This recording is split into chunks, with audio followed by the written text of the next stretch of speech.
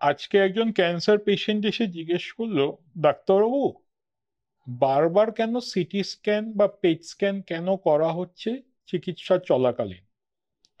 তো চলুন আজকে আমরা একটু আলোচনা করি কেন আমরা চিকিৎসা শুরু যখন হয় ক্যান্সার পেশেন্টের আমরা মাঝে মধ্যে সিটি স্ক্যান করি।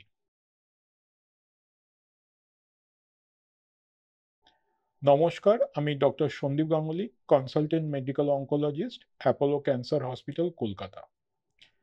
সিটি স্ক্যান বা পেট স্ক্যান ক্যান্সার চিকিৎসায় একটা ইম্পর্টেন্ট একটা ইনভেস্টিগেশন। কারণ আমরা এই স্ক্যানের মাধ্যমেই বুঝি যে রোগটা একটা জায়গাতে রয়েছে না অন্যান্য জায়গায় ছড়িয়েছে। যদি একটা জায়গায় যদি থাকে তখন তাকে আমরা কিওর করার জন্য সার্জারি, রেডিয়েশন এবং কিমোথেরাপি দিয়ে ট্রিট করি। চিকিৎসা হয়ে যাওয়ার পর আমরা তাকে ফলো আপে রাখি। ব্রেস্ট ক্যান্সার ছাড়া বাকি অলমোস্ট অল ক্যান্সারেই যখন ফলো আপে যখন রাখি তখন তাদেরকে আমরা পিরিয়ডিক্যালি আইদার 6 মাস বা 1 বছর অন্তর অন্তর সিটি স্ক্যানটা করতে বলি এই জন্যই যে রোগটা আবার ফেরত আসছে কিনা সেটা দেখার জন্য। ব্রেস্ট ক্যান্সারের জন্য ওরকম কোনো স্ট্রিক্ট গাইডলাইন নেই, তাই আমরা ব্রেস্ট ক্যান্সার পেশেন্ট ফলো আপে আমরা রেগুলারলি সিটি স্ক্যান করি না। এবার ধরুন যাদের ক্যান্সার প্রথম দিন থেকেই স্টেজ 4 বা মেটাস্টাসাইজ হয়ে গেছিল অন্যান্য জায়গায়, তাদেরকে যখন আমরা চিকিৎসা করি তাদেরকে একটু শর্ট ইন্টারভালে আমরা স্ক্যান করি, অ্যাভারেজ 3 মাস, 6 মাস বা 8 মাসের মাঝে অন্তর অন্তর। এটা কেন করি? কারণ দেখি যে রোগ কেমন রেসপন্ড করছে।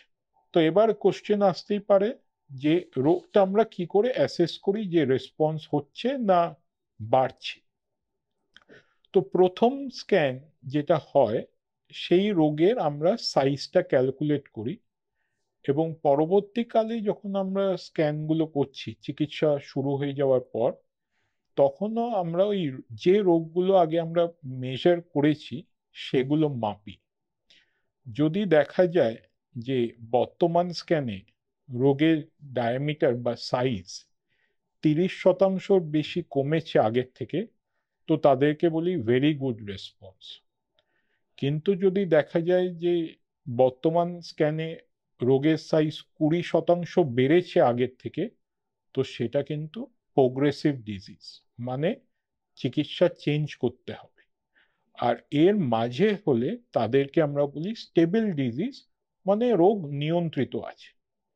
তো এই জন্যেই কিন্তু ক্যান্সার পেশেন্ট যখন তার চিকিৎসা চলছে তাদেরকে আমরা স্ক্যানটা করতে বলি।